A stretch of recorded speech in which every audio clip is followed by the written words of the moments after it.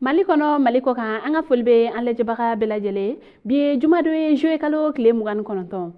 bi an bɛna kibaruya min las'aw ma o de ye IFM a yirala k'a fɔ ko o concours kɔni bɛna kɛ kibaruya min sera ma olu ye a yɛrɛ k'a fɔ ko IFM ale concours ko a dossier olu kɔni déposeli daminɛ la ko mɔgɔ minnu kɔni bɛ se ka nin concours in kɔni kɛ ko o ye DEF bɛ mɔgɔ minnu bolo ale ni bac bɛ mɔgɔ minnu bolo ko wa fɛnɛ ko DEF bɛ mɔgɔ minnu bolo ko a laɲininen don olu kɔni ka DEF ko o san hakɛya kɔni ka daminɛ 2018 la ni o ye san 2018 kana san 2019 mugan fo kana se 22 ma ko wa mu yɛrɛ kɔni fɛnɛ ye bakitigiw ye ko olu kɔni si dɔgɔyalen o ka kɛ san 18 u si cayalen o ka kɛ san 26 ye ko wa ni dossier na ko sɛbɛn minnu kɔni kan ka di ko o ye demande ye o sɛbɛnnen bolo la ko ale ni DEF o diplôme yɛrɛ fɛnɛ ale ni sɛbɛn kɔni bɛ a yɛrɛ fɛnɛ k'a fɔ ko i ye maliden ale ni ka wolo sɛbɛn ko ale ni fɛnɛ sɛbɛn kɔni bɛ a yɛrɛ k'a fɔ ko i bɛna nin baara in kɔni kɛ ko wa fɛnɛ ni sɛbɛn minnu ɲininen filɛ nin ko u kɔni bɛ se ka bila Bamako kɔnɔna la ale ni Mali marabolow bɛɛ lajɛlen kɔni fɛnɛ la kɛrɛnkɛrɛnnenya la